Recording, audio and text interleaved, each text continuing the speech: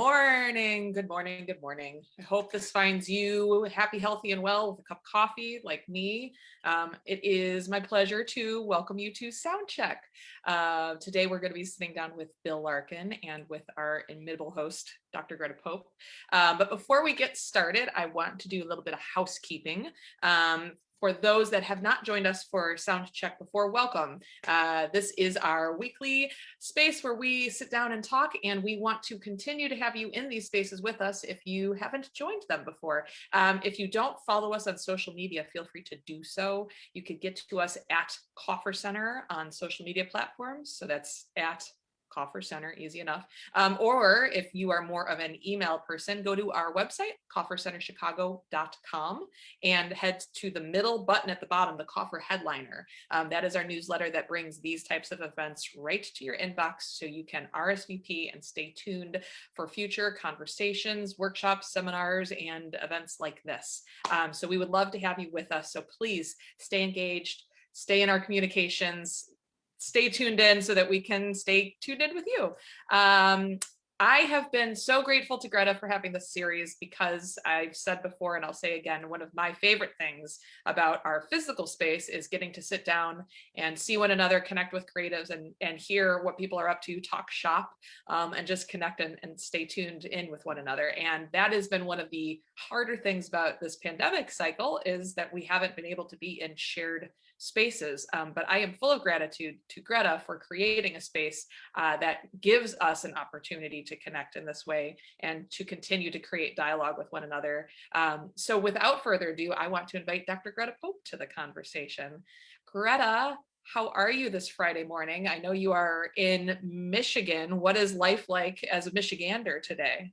Well, it's very peaceful, very quiet, a little cloudy, but good. No complaints. How are you this morning, Jess? I am okay. I know, I had 5 days of a migraine. And so, I've said this in other spaces that I've been in this week on Zoom. I'm like, you get very grateful for the littlest things, right?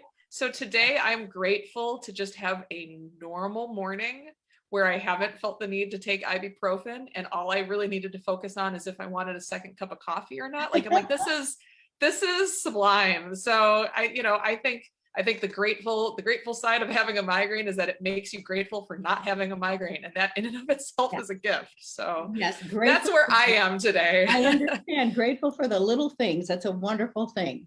Yeah. Well, as I expressed, I'm grateful to you. Thank you so much for hosting this series with us. And without further ado, I will get out of your way so that you can take up the conversation from here. Okay, sounds great. Thanks, Jess. Hey there, and welcome to SoundCheck. I'm Dr. Greta Pope, and I'm so excited to have this opportunity to visit with creatives from a variety of disciplines about their professional journey. We are in the midst of a pandemic that has changed all of our lives and the ways in which we work. We will use this forum to share our thoughts, feelings, and best practices for surviving this challenging time. Today, we have a wonderful, wonderful gentleman with us. I am so excited. He is a Chicago legend. His name is Bill Larkin. Bill Larkin is an award-winning stage actor, having received the Joseph Jefferson Award for Outstanding Performance by a lead actor in a musical for the role of Edward Kleban in Porchlight Music Theater's A Class Act. He is also an accomplished pianist, singer, and comedy songwriter. He has performed his original music on Comedy Central's Premium Blend. His comedy album, Knowing Your Audience, was recorded live at the Green Mill Jazz Club in Chicago. He has also been a dueling pianist for the last 20 years. And I have recently learned that he did a very fun and exciting birthday greeting for Jess's son last year for his birthday. So very exciting. What a thrill it is to have Bill with us today. Ladies and gentlemen, Bill Larkin. Hi, Bill. Oh my goodness. Good morning, Dr. Pope. How are you? I'm good. How are you? I'm good. It's weird hearing some of my credits back. I'm like, oh, Yeah. Oh, very impressive credits, Bill. Very impressive. Yes. Well, welcome to SoundCheck, and thank you so much for joining us today. thank you for having me. I appreciate it. So, you are a musician, an actor, a comedian. Wow, that's all I can say. I mean, you're doing so many exciting things, and I think the way that we're going to start off today, I see that you're in front of your keyboard, and we'd like to hear just a little snippet of something so that our audience knows what kind of thing you're doing. Sure. Let us see. What can I begin with? Here's a song, somewhat of a recent song I wrote. Hey Dan, my man, what's up? It's great to see you once again. I want to take this opportunity to say I'm glad we're friends. When we met at Lisa's party, I just knew we'd get along. We have so many common interests, and our bond is super strong. We love to laugh, we love to drink, we party everywhere we go. I mean, I think it's really kind of cool, this friendship that we've been creating. So Dan, just let me say that you're my buddy. You're my bro. Oh, and by the way, I'm gay and we've been dating. I love it. I can tell by your expression that this comes as news to you. I could have sworn we were wrestling, you felt what I felt too. It's weird you didn't know. I mean, all the signs were there when I walked 3 steps behind you. I'm not looking at your hair. Honestly, I thought you knew when we watched sports at that bar and you turned to watch the Bulls game and I watched the figure skating. Well, it doesn't really matter. Things are going well so far, only now you know I'm gay and we've been dating. That's just a little. I love it. I love it. Very clever. Very clever. So let's go back to the beginning. Where are you from and where did you grow up? Wow. Bedford, Massachusetts, which a lot of people think means New Bedford, but it is not. There's a regular, just run-of-the-mill, old-fashioned Bedford near Lexington and Concord. Okay. Oldest flag in the United States. That's the Wow. trivia I know about our town. It has the oldest 1729, I believe. Wow, that's very early. It Wow. is. We're very proud. We were really. Yeah, I'm sure. I'm sure. That's great. So you have wonderful piano chops. When did you start playing piano? So I have a twin brother, and my mom turned to both of us and wanted us to take lessons in something. So she turned to me when I was 8 years old and said, "Okay, Billy, you're going to play piano." And she turned to my twin and said, "You're going to take tap dancing lessons." And of course, I kind of, being a kid, I taunted him a bit, like, you have to tap dance. And now, of course, I would kill the tap dance. And he would probably kill to play piano. A little bit, yeah. Yeah, a little both. But from 8 years old till the end of high school, so about 10 years of lessons. Wow, that's fantastic. And when did you start singing?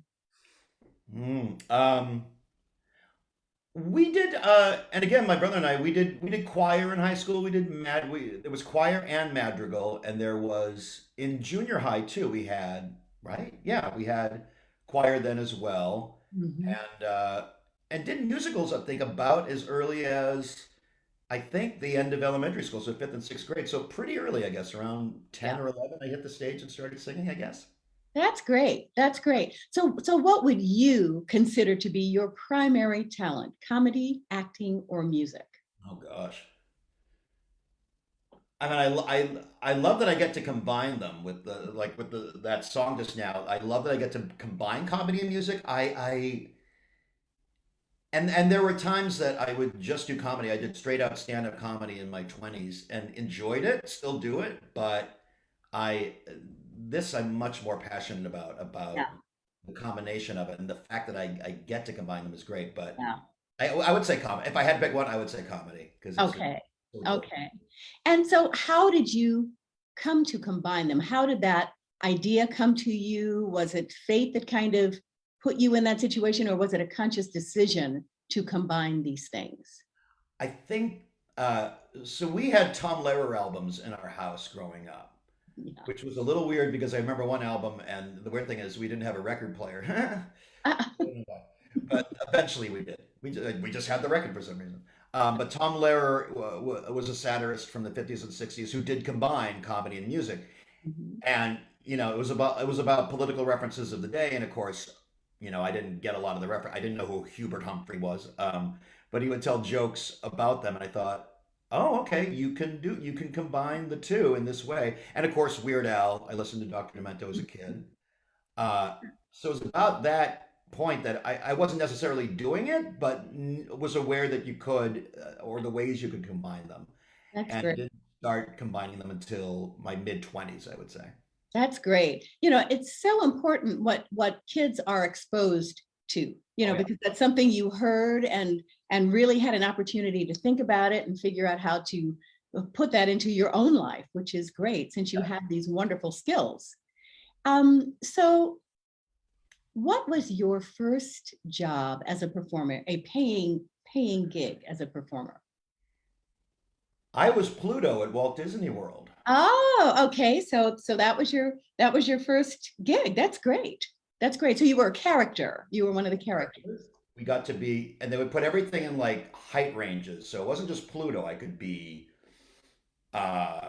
Tigger, Friar Tuck. I remember Mr. Smee from, and this is Magic Kingdom in Walt Disney World. And I stayed in Orlando for 5 years and Oh, did something called Streetmosphere, which was like an acting gig actually out at Hollywood Studios where we're all dressed as Hollywood stars and starlets from the 40s, and we would greet wow. guests as they came in.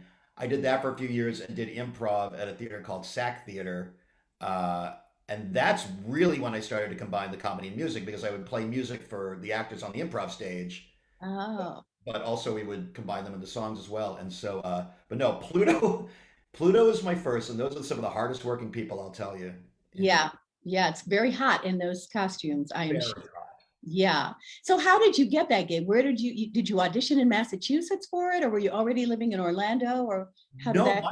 my best friend in college at the time invited me. He's like, "Do you want to come to Orlando for the summer?" I said, "Yes, I do." And we auditioned, and I remember the audition was just doing just random steps. Okay, turn to the left, right, do this. Like, okay, you're in.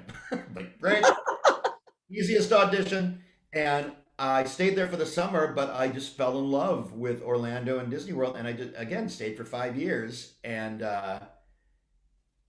yeah, that process was simple. I did character work there. I would say for a year or two. I puppeteered for a while. They had a show called The Disney Crew, which had like an anti-drug theme. We toured elementary schools, so it was great. It wasn't just being a character. You got to do all these other things as well. It was great. Yeah, that's great, and really give you a rounded experience as a performer. Oh yeah, That's fantastic.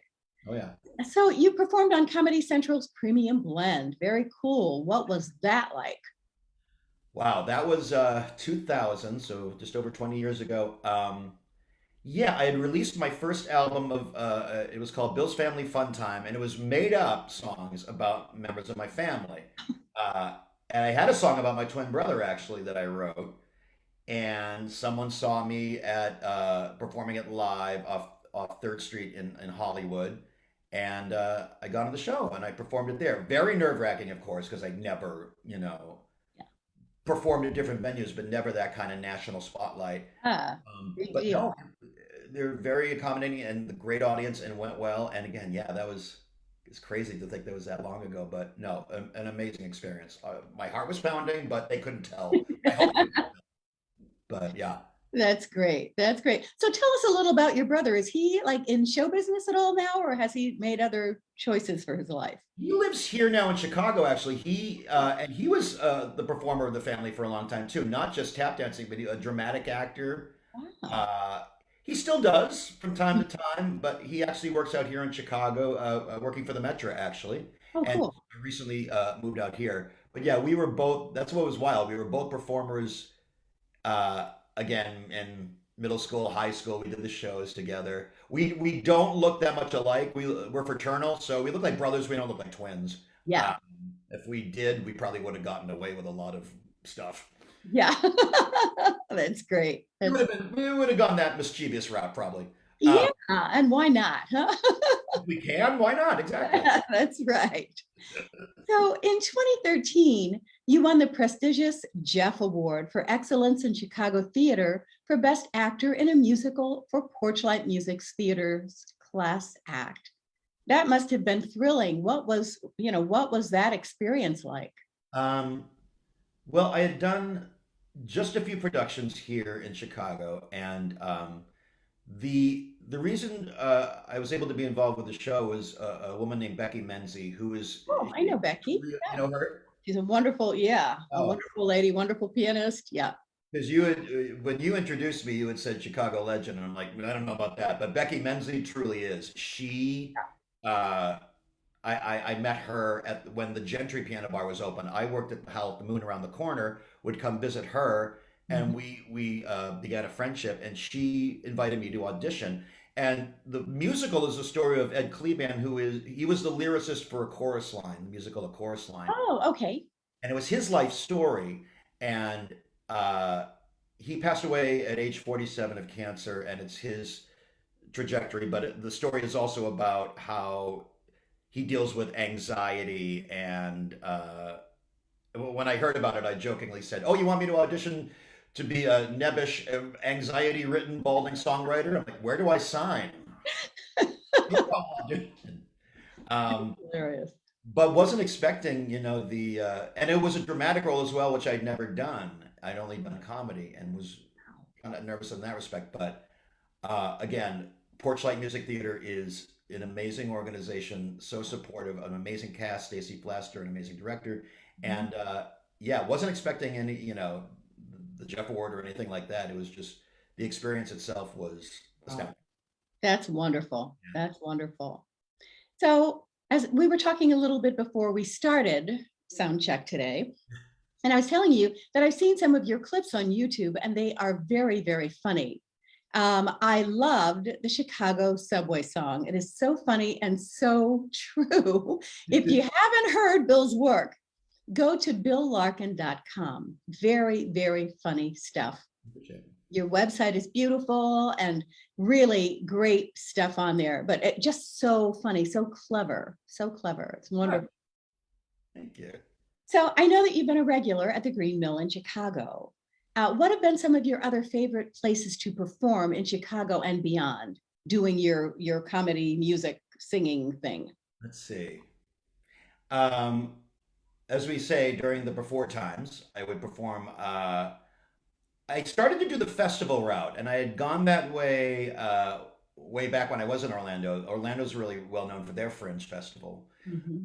So I've done a few of those. I did Edinburgh, the Edinburgh Scotland Fringe, which is, I believe, the hugest arts festival in the world. And you can get kind of lost in the shuffle there. And I did, but I knew that going in. So I said I'm just going to have the experience, and it turned out to be astounding. Um, Also, a few venues in New York, in LA, where I lived for a little while. I'm slated to perform in Winnipeg when that rolls around again. We keep having to move the date, of course. Um, but yeah, anywhere. I love performing at cabarets, but I also love performing at these Fringe festivals because a lot of times there, the audience doesn't know what to expect, so they come in with a mindset of, okay, what do you have, and they're open to whatever it is, which is what I like about those festivals. Yeah, that's great. And then I'm sure they're delighted once they hear you. That's great. It's great. I hope. So I know that you were working a lot, as you've just said, before the pandemic. What was a typical day like you for like you? No, what was a typical day like for you? Oh boy, what was a typical day like for you before the lockdown? What would a typical day have looked like? Hmm. Well, let's see. So here in Chicago, my regular job was at the piano bars. And so I worked at Howl at the Moon, which is a dueling piano bar. There's one out here called Pete's Dueling Piano Bar in Rosemont. That's where I was working before this, also the Redhead Piano Bar, which is pretty well known here in Chicago. Yes.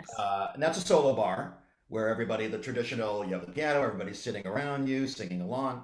So that's what I was doing right before hand, and also performing at the Green Mill. They had a show, and I'm believing that the show will continue in the future, called the Paper Machete, or a version of it, where every Saturday afternoon, almost like a Fringe, all these different performers from Chicago, Second City performers, singers, the entire mix would come in and perform on a Saturday afternoon for free, and the place would be jam packed with performers. Um, so that would be my typical weekend, would be perform there and then at one of the bars. And so that was my normal gig. That's great. That's great. So how have things changed for you during the pandemic? Now, I know there's not been work, but maybe what kinds of things have you been doing? Have you taken up any new hobbies or worked on any new projects or anything like that? Yeah. Uh, and we were talking to Jess, like during this time, it's like, okay, well, what do you do? And I learned how to go the virtual route. I would do piano shows. Of course, it felt awkward at first because you don't have that audience. You're like, okay, well, you look in the chat and see if people are having a good time, and you gather it from that. But after the first few shows of that strangeness, I mean, you adapt to it. Mhm. And I'll just take a few shows where I just take requests as if I'm at a piano bar, and other venues, other shows, a lot on Zoom here where I'll do my own songs. And I do my own show on Twitch, which is a gaming platform a lot of musicians have started to discover. And I do a show called Parody Song Improv, where people, which I love because I get to combine the pop music that I learned with my old improv skills, and people just give me names of pop songs, and then we come up with a parody title for that pop song, and then I improvise what I think the parody song would sound like, what the lyric, the chorus, the lyrics would all be. And I've been doing that since June, so 10 months of that. Wow, that's great. Now, how can people see that? That is on Twitch. It's actually twitch.tv. I don't believe it's twitch.com. Twitch.tv. And my channel is just my name with music, Bill Larkin Music. We're actually doing a show tonight, which is actually a benefit.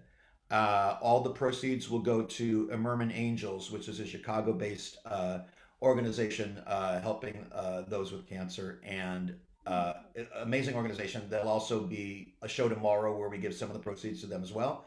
But I do it every weekend, and I've been really enjoying it. That's great. Well, maybe Jess can put that in the chat, or Henrique or somebody, where people can come and join you. How much is it to participate with a fundraiser? That's nothing.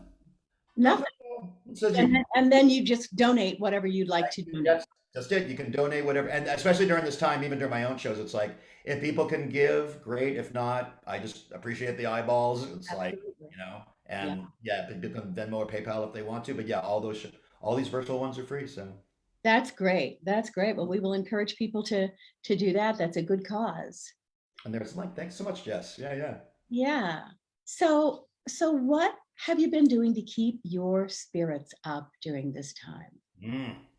Um, these shows definitely help, especially because especially these comedy shows. I still write my share of songs. No, there were a lot during the beginning of the pandemic. I remember writing one called "Discovering My Apartment." It was week two. It was week two of the lockdown. I'm like, oh, there's a hook coming from the ceiling of my apartment. Never noticed that before. What does that mean? What does that all look? So just a song about, like, you're discovering your four walls because you really have no choice.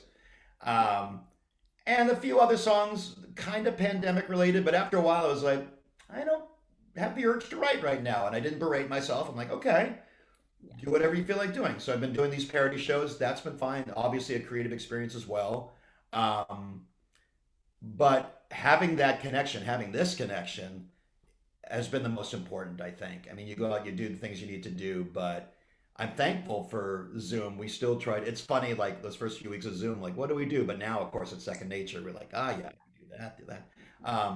So this, any kind of relating to an audience, whether it's performing or just chatting like we are doing now, has Yeah. been the best thing about, this time. Yeah, I found that to be true too. Just being able to connect with people and build community in a situation where you would have felt that there might not be an opportunity for Yeah. building community. And Zoom has been a great source of that for everyone, in addition to business opportunities and all kinds of other opportunities. So it's great. It's Yes, great. definitely. Um, do you think that virtual performances will continue to be viable after the pandemic? I was talking to a lot of my musician friends who do virtual shows. We were just talking about that. Uh, we think so. We think a good share of it is here to stay. I think in the in the music field, especially what I do, where I work at piano bars, people want to be social again, and they want to sing along, and have a drink, and so that of course will never go away. The day we're able to do that safely, Yeah. we'll be doing it. But since we're familiar with this now, the virtual route, since we know how to do it, and since we know how we can make it entertaining for the audience, because that took a lot of trial and error, of course, what works, what doesn't, Absolutely. I think, and I like that. I like that, and maybe it's because I'm my age too. I'm in my 50s now, and it's like, well, sometimes when I perform, I kind of feel it in my back, and I'm like, maybe I don't want to rock and roll at a bar. Maybe I'd like to do it from home. So I like that that's now an option. As far as how popular it'll be, I don't know, but yes, I do think a good share of it is here to stay. Good, good. And do you think that, audiences will come out and support live entertainment like they did pre-pandemic? What do you think the world will look like for performers just in general after the pandemic? I know we're in this weird limbo where it's like we don't really know. It's like each month we're like, okay, well, what's allowed now and what is, I feel like when we have the open door and we can, theaters can open again, my prediction and of course my hope is that yeah, they'll not only be popular but they'll be more so than they were before. Yeah, People will want that. People want that experience. They want that the connection. They want everything about what live performance gives you. And people have put it much more eloquent than me about what that does to your heart and what that does to uh, and every single experience, whether it's comedy, music, opera, whatever. But again, it's touch and go. It's this weird time where it's like, okay, well, what can we do? But since the door's opening a little bit, it's like, okay, since it's the summer here in Chicago and there, I mean, it's like, all right, I'll go outside, see a live performance outdoors, wear the mask, enjoy it. Great. I'll go right. that route. But yeah, it will, I predict it'll be not just as big as, as it was, but even more. So, Yeah, I think you're right. I think you're right. People are so longing uh, for that familiar feeling of being able to go into a theater, hear live music, or to a jazz club or yeah, whatever, just to get back to some semblance of what life was like before the pandemic. So everyone's very anxious for that. I agree. I agree. So, what advice would you give to actors, musicians, or comedians as we seem to be nearing the end of the pandemic? How would you recommend that they prepare for the future? Hmm. Um, I remember during the first month or two of pandemic, and maybe you experienced this too, Dr. Pope, where it was like, I have to be creative. I have to be doing something right now. And of course, no, it's like it was the same with like my writing. It's like, no, you take care of yourself first, which is, you know, from my mouth to, like I need to take my own advice a lot of the time. Yeah, But I write about that too. It's like now when I write, it's very personal, and it's like, well, here's how you take care of yourself before you do anything else you need to do. But that is the most important thing. I think since we're redefining what I don't want to say we're redefining what performance is, but how we perform, what we want to say, hmm hmm uh, to just follow that hmm whatever it means to you. I think one of the best things I learned was don't write for your audience, write what affects you. yes, Because I did that at a Second City show one time where I was writing something and I was like, oh, I think the audience will like this. But afterwards, I was like, nope, I just shouldn't have gone that route. I should, whatever I find funny, whatever I find meaningful, get that out there. And then you'll find your audience who feels the same way. that's absolutely right.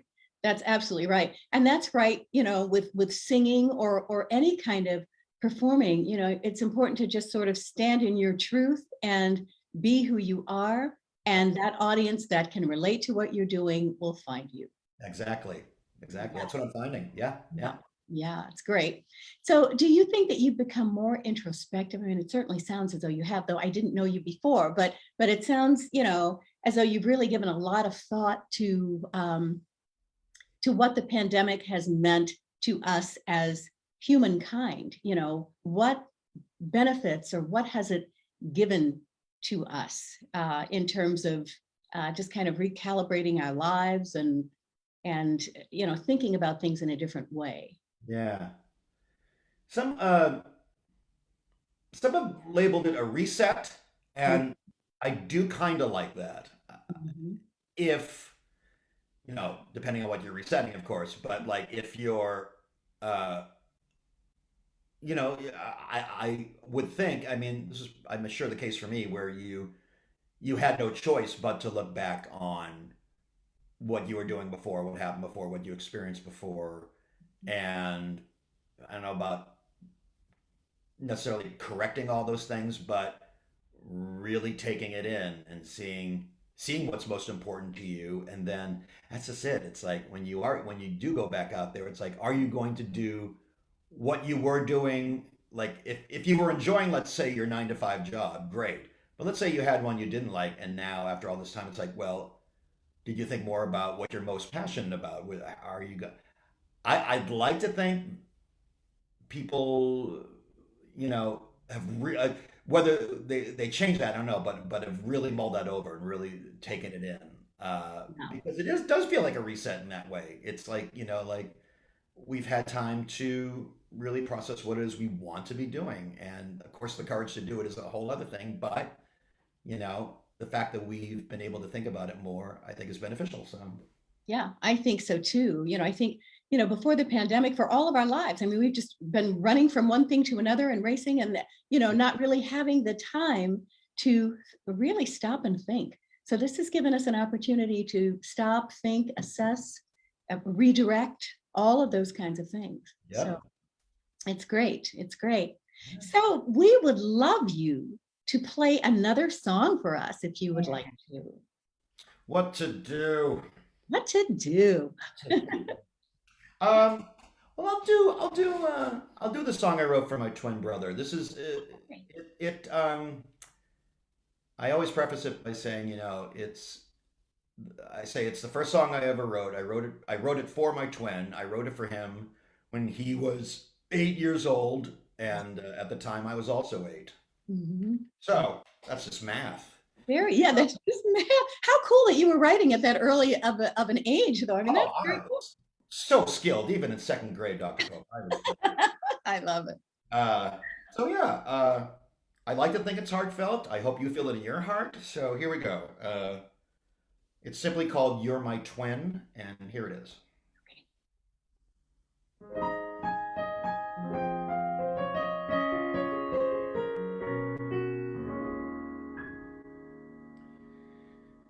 You're my twin. You're my twin brother. We've always been together each day of our lives, and now I must tell you, my one and only twin.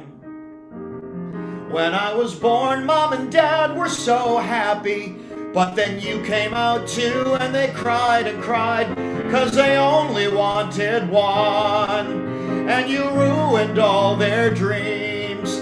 And we tried to leave you at the hospital, but the doctors made us take you home. Now we're miserable as hell, and we wish you were not living with us. And we thought of throwing you in the dumpster, but of course we can't do that. You're my twin. My twin. You haven't got a friend in the world, and you smell like rotten meat. You're also stupid. My stupid, rotten meat scented twin. And you're the reason Dad's always drinking, and why Mom is always drinking as well. When you fall asleep tonight, I will cover up your nose and mouth. You will not be able to breathe. And when morning comes, you will be dead. And then Mom and Dad will see your dead body and will laugh and be so darn happy, 'cause we'll finally have the family we wanted, and the world will become a better place. Everywhere we go will be rainbows and lollipops. Everyone will get along with each other, and because you're dead, we'll all throw a party. Everyone will be invited to the party, and the people will all bring gifts to the party, and the gifts will be for Mom, Dad, and me, and you won't have any gifts for yourself. That's because you will be dead. My twin. my twin brother. Mom and Dad don't love you. Ooh, you're my twin.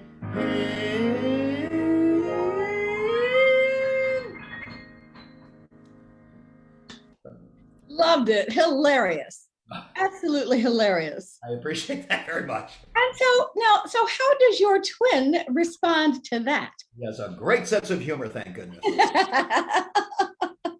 That's great. That's great. Well, Bill, I want to thank you for being with us today. What a treat this has been. You are delightful. I'm happy to have met you. I hope to someday have an opportunity to meet you in person. Dr.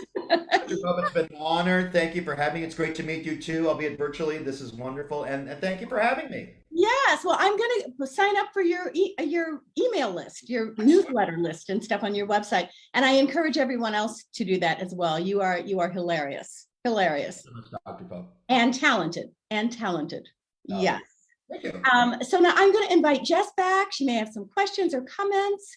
Hey, Jess. I am just, I think what I realized, Bill, while you're singing is like, what, when you make a comedic song, as an audience, you laugh and you feel naughty and you feel glad that you're the one saying it. I'm like, I'm not naughty, even though I'm laughing. Bill's the one saying it, so I'm not in trouble. Like, you're just so, it's like a devious sense of humor. It just cracks me up. I don't know. I did put into the chat the Twitch stream, so that's both for our Zoom audience and our Facebook audience.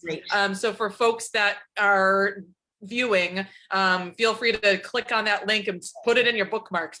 If you're looking at this on YouTube after the fact, just the reminder, it's twitch.tv/Bill Larkin Music. So you can tune in there, and if you enjoyed the songs that he performed today, and that's whet your palate for more, join him for some of his live streams. Bill, I don't know, I have so many things to say, and so, how do I even top your song? Like, how do you even come back in and be like, so tell me. Sean wants to know what years you were in Orlando. Right after college, that's what was crazy. It was like I got my college degree and then became Pluto and then never really used a degree. I still have it somewhere. 91 to 96, so 5 years. What was your degree in college? I have a degree in communications, which I guess I'm using now. If you think about it. Yep. I wanted to be a DJ when I was 19 and was like, and really never went that route, but it all turned out for the best. So. It's funny because once upon a time I was auditioning somebody for something. It was a commercial for some sort of garbage disposal deodorizer, and they had gone to school for acting. And it was basically the Friends TV show equivalent of Smell the Fart acting, where it was like, oh, you know what I mean? And in the middle of it, he's like, this is me using my degree right now. And that was like what I just thought of. It was like, you finished school and you're like, and I'm Pluto. Like, I went to school to become Pluto, but on sounds like the best gig. I wrote in the chat while you guys were talking, it's like, that feels like work summer camp. Like pretty much just hanging out with a bunch of other costume friends, and what was not work hours like? Maybe that's a question I have. What would y'all do when you weren't in costume or gigging? Oh gosh, because that was what was weird. Is like I never had worked more as a performer during that time. I did, which is insane to think about. Really, I would work at Disney World during the day and work at SAC Theater at night, which is still at this prestige. That's where Wayne Brady got his start, and I performed with him. Oh yeah. Where we would do just improv shows at night, sort of like Whose Line Is It kind of games. And so my whole career was improv. After I was not Pluto, I did Streamosphere for years, which I was saying where we did improv. So my whole career was improv for like 3 years. Wow. And looking back on that, I'm like, wow. And the fact that I made a living off it, I'm like, this is neat. Yeah, valuable experience. Yeah. Yeah, and I think when you're leaving school, you don't know what work normal is. You're like, I got a gig and now I'm paying my bills. And then once you get distance from that, you look back, you're like, what a lucky son of a gun. Like, it became my normal, which was not, I didn't know what my intention was. I was just going from thing to thing. It was like, it was amazing. Yeah.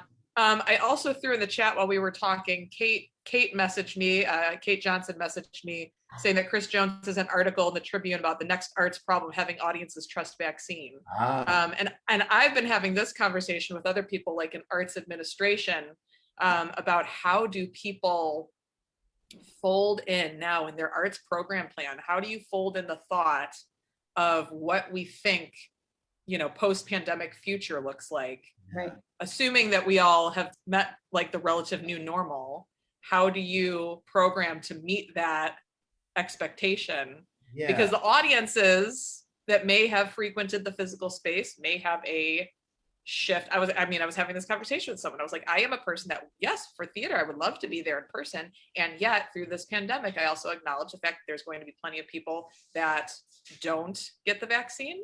Right. There's going to be variants that we don't understand. Right. And so I still feel like I'm in a position that I do not understand the assumed risk of any public facing event, space. How do you guys, and I'll pose this to Greta as well, how do you guys think, arts programming is going to look in the future? Now that, both we're talking about reinvention of, the form to meet the medium, but now that the Pandora's box has been opened, even in a world, where public facing event spaces are, reconvening, how do you think that that is going to shift the way people look at producing art or work or programming, or, you know what I mean? Mm-hmm. What are your thoughts about that as you're looking out your window right now? Well, I think that I'm sure that arts programs or arts training programs are going to have a little bit more of an entrepreneurial bent to them, so that students that are learning to do whatever it is their arts discipline is might be looking at other related things that they could do, because now that we've seen that there can be a pandemic, who knows, there could be another pandemic. And I was talking with one of my voice students who was also, she's primarily a dancer, and she was saying that very thing. She said she was really concerned now about her career path, but that the place that she's studying, they're talking about other kinds of things that artists can do, and encouraging people to think about all of their personal skills and interests, and how can you use your art skill in maybe another way, and incorporate some other aspects of your personality or your experience to have that other kind of career to turn to if things don't go quite as you would expect them to with your art. Yeah. Bill, do you have any thoughts to add? You put it much more eloquently than I could put it. I have, no, I think those first few months, a lot of us, I guess as performers, especially, like, okay, money, I need to make money. Okay, what's it? And trying to combine it with what you do with your, with your art. Like, okay, are you able to do that? And I am overwhelmed by like how many of my friends were able to do just that.